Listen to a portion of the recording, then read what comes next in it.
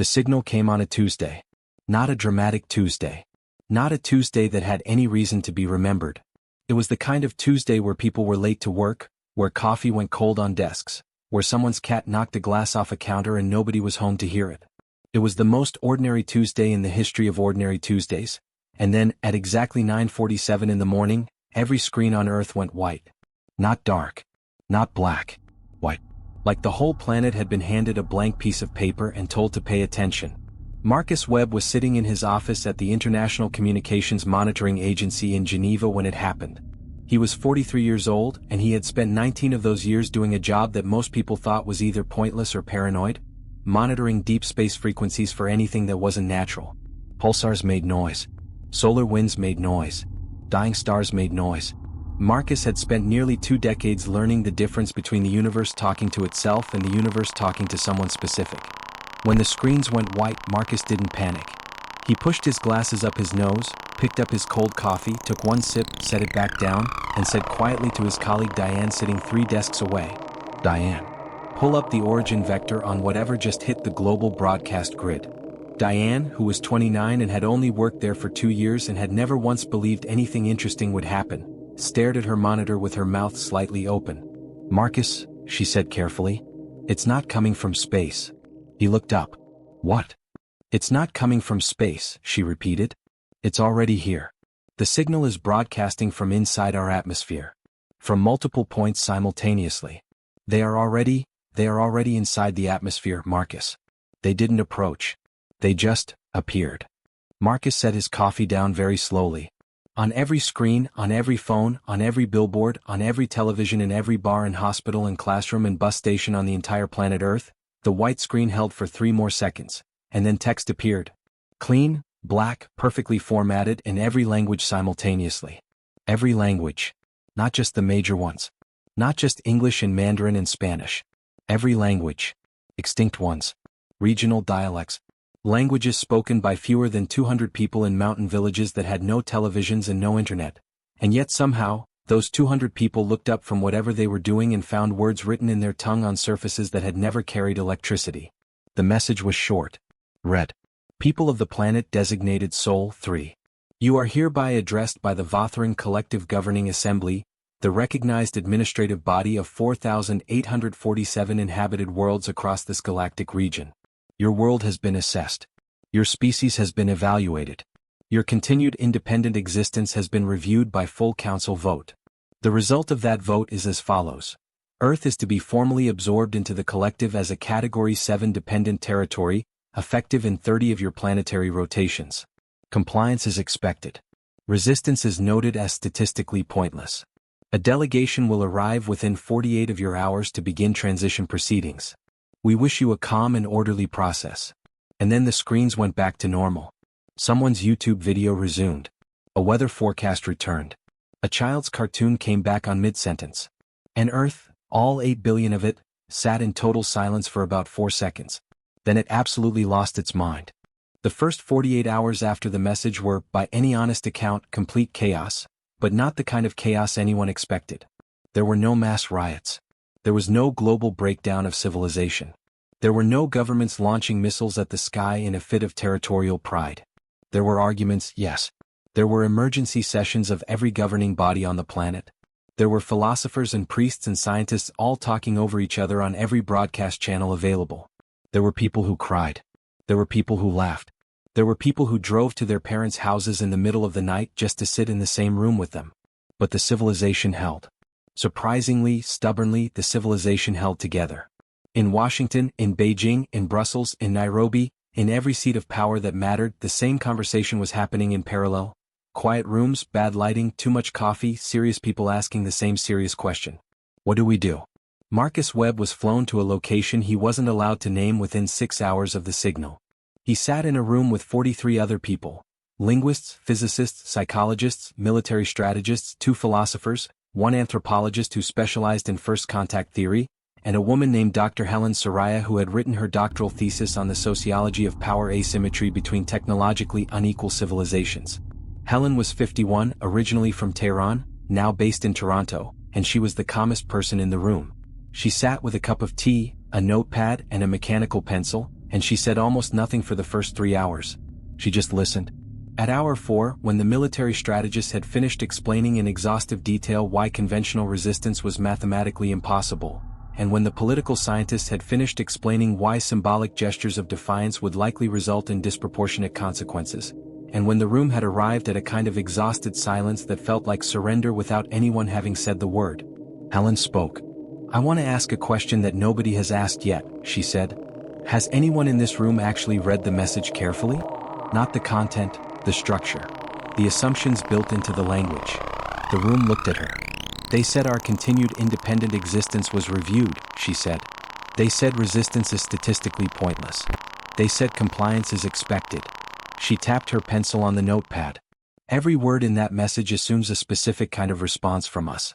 They have built this entire communication around a model of how a species in our position is supposed to behave. They expect fear. They expect calculation. They expect us to weigh the odds and concede." She paused. She looked around the room. "What happens," she said, "if we don't give them what they expect?" Helen's proposal was not a military strategy. It was not a negotiation plan. It was not a legal argument or a political framework or a diplomatic overture. It was, at its core, a behavioral experiment. She spent the next 12 hours writing it up, and when she presented it to the full gathered committee, which had now expanded to include heads of state, generals, religious leaders, and one surprisingly calm 12-year-old science prodigy from Brazil named Theo who had been accidentally included in the secure video link and whom nobody had the heart to disconnect, the initial reaction was silence. Then someone said, "That's insane." And Helen said, "Yes. That's the point. Here is what she proposed." She proposed that humanity's response to the Votharin delegation, when they arrived in 29 hours, be completely, genuinely, entirely warm. Not performatively warm. Not diplomatically warm. Not the kind of warm that was really just carefully managed submission dressed in pleasant language. Actually warm. Curious. Open. Delighted even. She proposed that Earth's official response to being told it was going to be absorbed into a galactic empire be a smile. Not as weakness. Not as performance. But as a genuine expression of something that the Votharin message, with all its bureaucratic precision and statistical confidence, had clearly never accounted for. She pulled up the message on the screen again and pointed to one line. "Your species has been evaluated." "They evaluated us," she said. "They ran their numbers. They looked at our technology, our military capacity, our political fragmentation, our resource levels. They fed all of that into whatever model they used to assess civilizations, and the model told them we would comply." She looked around the room. "But here is what their model cannot have included, because no model can include something it has never encountered. They have never met a species that responds to a threat with genuine curiosity about the threat. They have absorbed 4,847 worlds. Every single one of those worlds, when faced with the same message, gave the expected response. And the Votharin have spent so long collecting expected responses that they have forgotten, maybe they never knew, what to do with an unexpected one." She sat down. "We are not going to fight them," she said. "We are not going to surrender to them. We are going to do something much more disorienting. We are going to be interested in them. We are going to show up to this meeting like we've been waiting our whole lives to have it. We are going to ask them questions. We are going to bring them food. We are going to be so thoroughly, genuinely, undefensively human that their entire framework for this interaction falls apart before it even begins." The room was quiet for a long time. Then the 12-year-old from Brazil, Theo, said from his corner of the video screen, "That would actually work." And for some reason that was the thing that tipped the room. The Votharin delegation arrived at 6:14 in the morning over the coast of Portugal. Their ship was not what anyone expected. There were no Hollywood configurations. No massive saucers, no needle-shaped dreadnoughts, no geometric terror. The ship looked, if anything, like a very large piece of polished obsidian that had decided to float. It was roughly oval, completely featureless on its surface, and absolutely silent.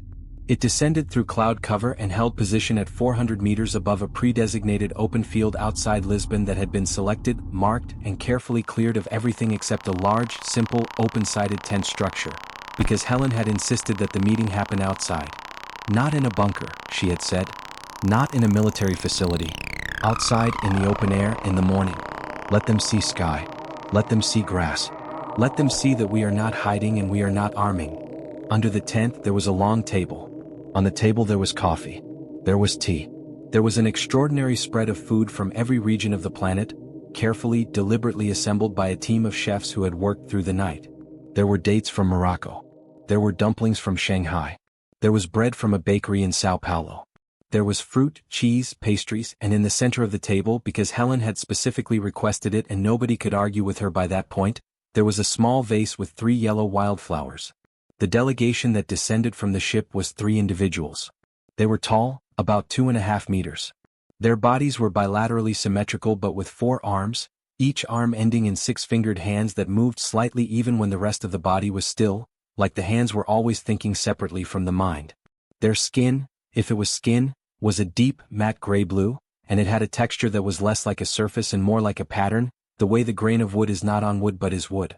Their faces had eyes, 2 of them large, positioned at the front, and below the eyes, a breathing structure that was not a nose and not a mouth but something that served both functions and several others. They wore garments that appeared to shift weight and shape slowly, like fabric that was still deciding what it wanted to be. The lead delegate was named, as best as the translation systems could render it, something like Votharin. The translation team had spent 6 hours debating how to address him and had settled on the compromise of simply asking, which was itself, they noted, already an unusual move. The 3 Votharin descended via a platform and walked toward the tent. They stopped at the edge of it. They looked at the table. One of them, not the lead delegate, one of the others, extended 2 of its 4 arms slightly outward in what the behavioral analysts later spent a great deal of time discussing, because it appeared to be, in Votharin body language, the equivalent of a blink. A surprised blink. Helen stepped forward. She was wearing a simple blue jacket and carrying nothing. She smiled, not a politician's smile, not a diplomat's practiced expression. A real smile, the kind that reached the eyes, the kind that came from a person who was, genuinely and perhaps slightly absurdly, glad to see someone. "Welcome to Earth," she said. "We made breakfast. We weren't sure what you eat, so we made everything." There was a pause. The translation device on the Votharin delegation's lead figure processed and transmitted. Votharin looked at the table. He looked at Helen. He looked at the wildflowers. And then, not immediately, not smoothly, with the uncertain quality of someone performing an action they had read about but never done, he stepped under the tent. What happened in the next 4 hours under that tent outside Lisbon was not a negotiation. Negotiations have structure. They have positions and concessions and leverage and red lines. They have an architecture of power that both sides understand and maneuver within. What happened under that tent had none of that, because Helen had deliberately, surgically removed every element that would have allowed the Votharin to recognize the interaction as a negotiation, and therefore to use the framework they had clearly used 4,847 times before. Instead, it was a conversation. Helen asked Votharin what the Votharin Collective was for. Not in a challenging way. Not with the weight of confrontation behind the question. She asked it the way you ask someone at a party what they do, genuinely wanting to understand. The lead delegate, through the translation system, said that the collective existed to ensure stability across inhabited space. To prevent conflict between civilizations at different developmental stages. To manage resources. To maintain what he described with a word the translator rendered as something between order and continuation, a concept that seemed to mean the ongoing, unbroken persistence of organized life. Helen nodded. She poured herself coffee. She offered the delegate a cup, knowing he couldn't drink it but offering it anyway because the gesture was the point. She said, "That sounds exhausting." Votharin was quiet for a moment. His 4 hands moved slightly. She said, "You've been doing this for how long? Absorbing worlds, maintaining order, managing everything. You have 4,847 of them. Does the collective ever wonder if the thing it's maintaining is worth the effort of maintaining it?" The 2 other delegates shifted in their positions. The behavioral analyst watching from a monitor inside a van 400 meters away later said this shift was significant. That in Votharin posture language, it indicated something close to discomfort, or more precisely, the discomfort of hearing a question that had been internally present for a long time and never spoken aloud. Votharin said, "Stability is the absence of unnecessary loss." Helen said, "Yes. But is it the presence of anything?" Silence. She leaned forward. Not aggressively. Just closer.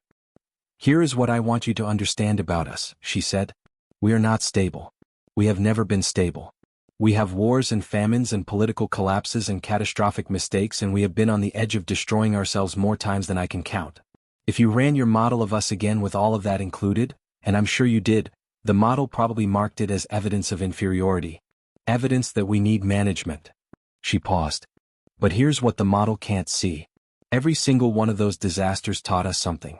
Every collapse led to a rebuild that was different from what came before. We are not stable because we are still becoming. We don't know what we are yet. And that open, unfinished, genuinely uncertain quality of our existence is not a deficiency. She looked directly at the lead delegate. It is the most interesting thing about us. And I think, Votharin Soul, if I had to guess, I think it might be the most interesting thing you have ever encountered. The tent was quiet except for the sound of wind moving through the open sides. One of the secondary delegates extended all four arms slowly outward. The analysts in the van looked at each other. None of them had ever seen that gesture in any of the intercepted Votharin behavioral data. They didn't know what it meant. Later, when they asked the translation system, the closest equivalent it could produce in English was something like, the feeling of standing at the edge of a known map. Votharin Soul asked Helen a question that had not been on any anticipated response list. He asked her, "Are you not afraid?" The analysts in the van sat up straighter. The question wasn't tactical. It wasn't an assessment of military readiness or a probe for weaknesses. It was, and everyone in the van felt this, slightly uneasily, a genuinely personal question. Like he actually wanted to know. Helen considered it honestly. "Yes," she said. "Of course I am. Somewhat."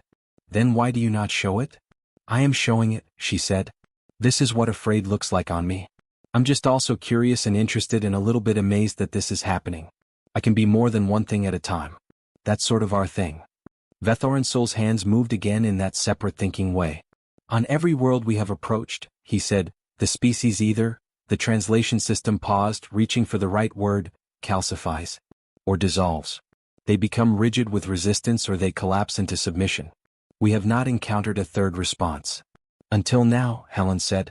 "Until now," he agreed.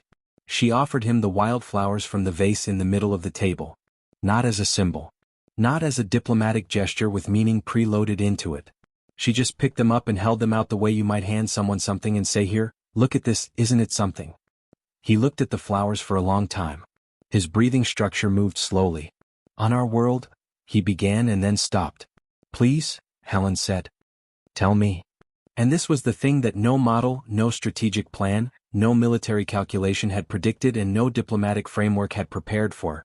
The lead delegate of the Votharin Collective Governing Assembly, representative of 4,847 absorbed worlds, sitting in an open tent outside Lisbon with the morning sun coming in at a low angle across a table covered in food from 100 different cultures, started talking about where he came from. Not about the collective. Not about policy. About the world he was from, before the collective, before the delegation, before 4,847 absorptions. A world with a particular quality of light in its longest season.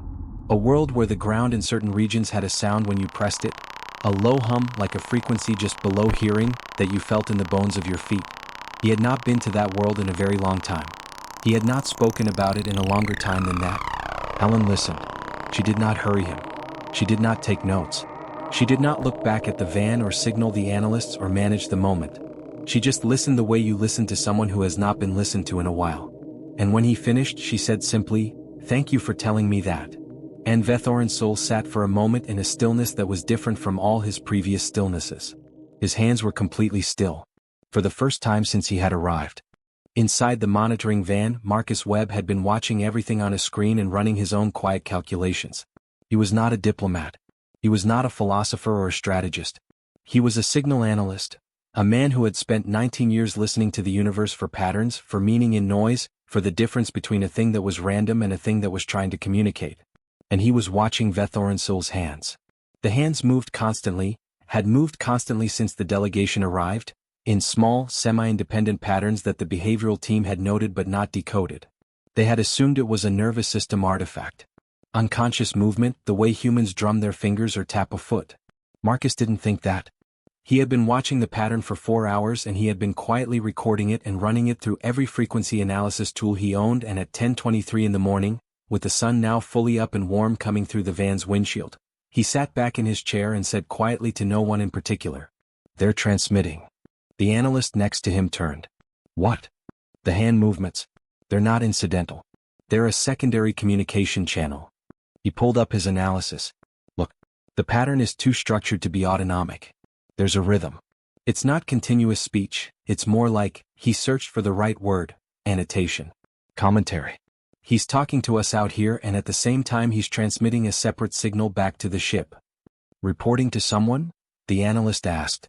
The implication being, reporting what Helen is saying, relaying intelligence, feeding information to some superior authority. No, Marcus said, reading further into the pattern.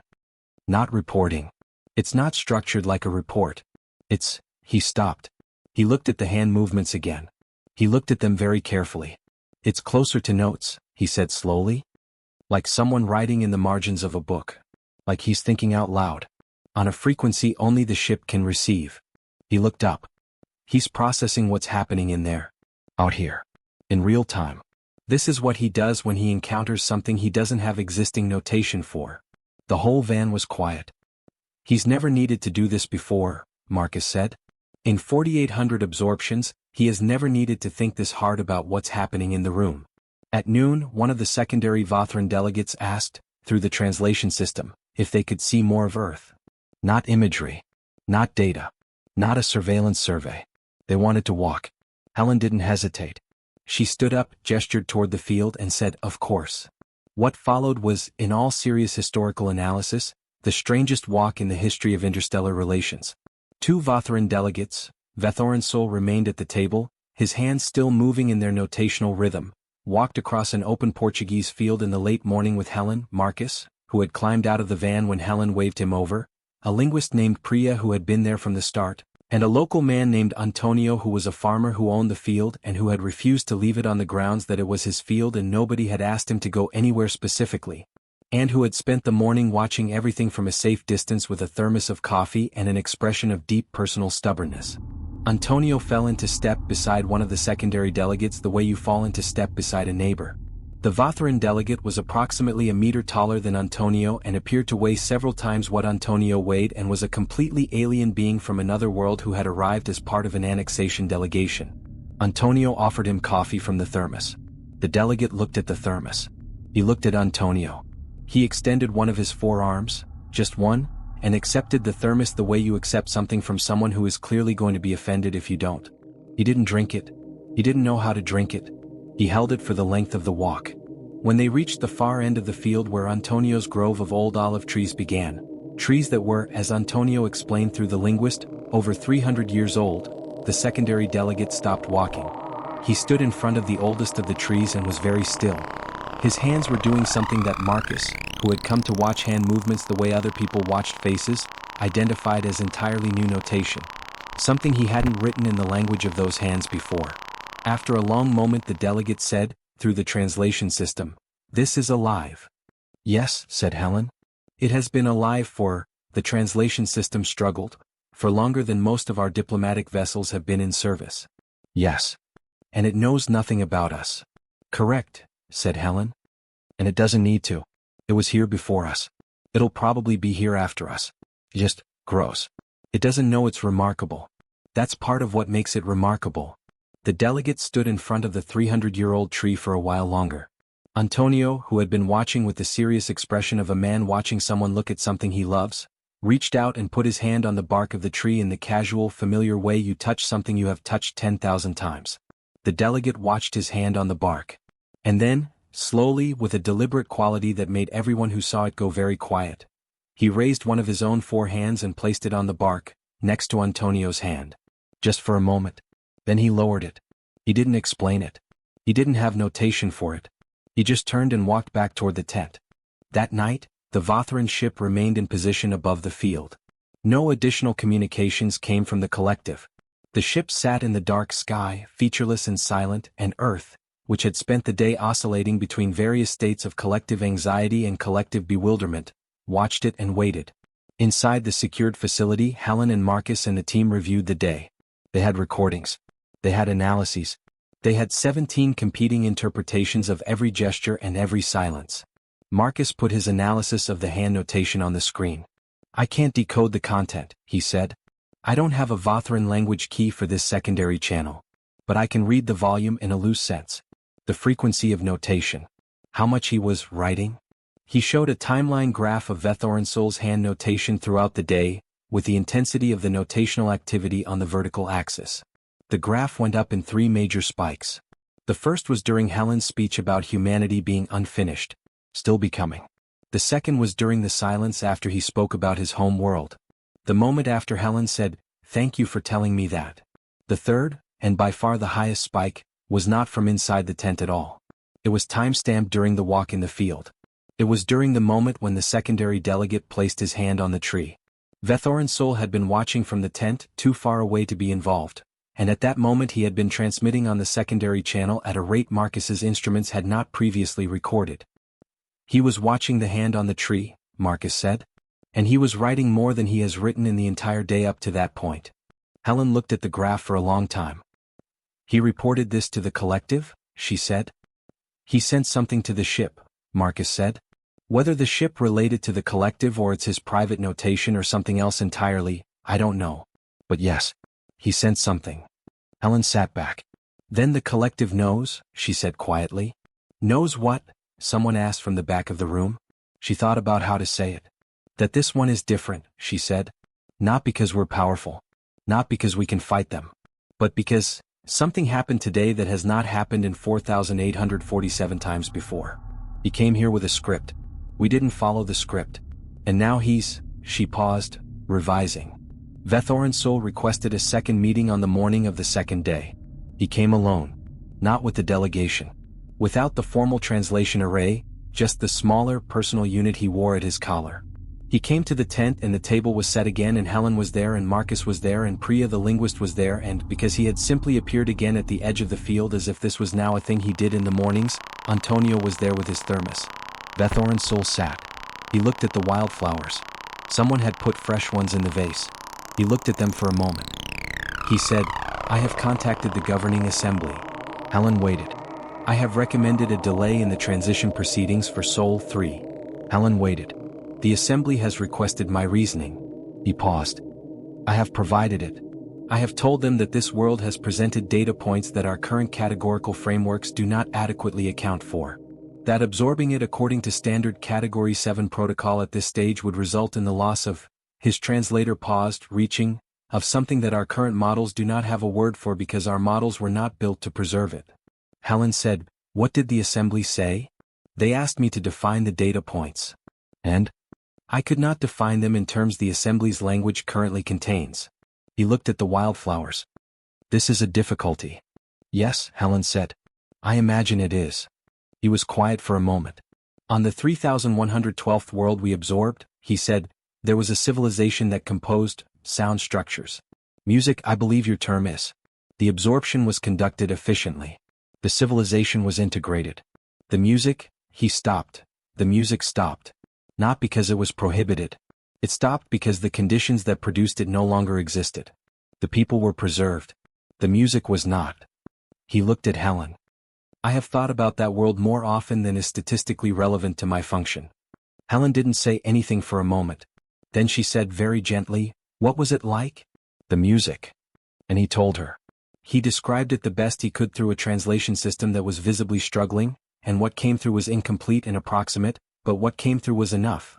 A kind of sound that apparently involved frequencies below what Votharin hearing detected, so it was felt rather than heard, a full-body experience. Something that the people of the 3112th world did together in large groups in open spaces, and that according to Votharin Soul's description, involved a quality he could only render as the feeling of being briefly the same thing as the person next to you. The tent was completely quiet. Antonio, who had not understood a word but who had been watching Votharin Soul's face the way he watched his trees, with the patient attention of someone who understood things that grew, poured coffee into a cup and pushed it across the table to the space in front of the Votharin delegate. Votharin Soul looked at the cup. He picked it up with 2 of his 4 hands. He held it. He didn't drink it. He just held it the way you hold something warm when you are cold. It was Priya who named it first. She said it quietly to Marcus, while Votharin Soul and Helen were still talking. She said, he's carrying all of them. Every world. He doesn't get to put them down. Marcus looked at her. Think about it, she said. 4,800 worlds.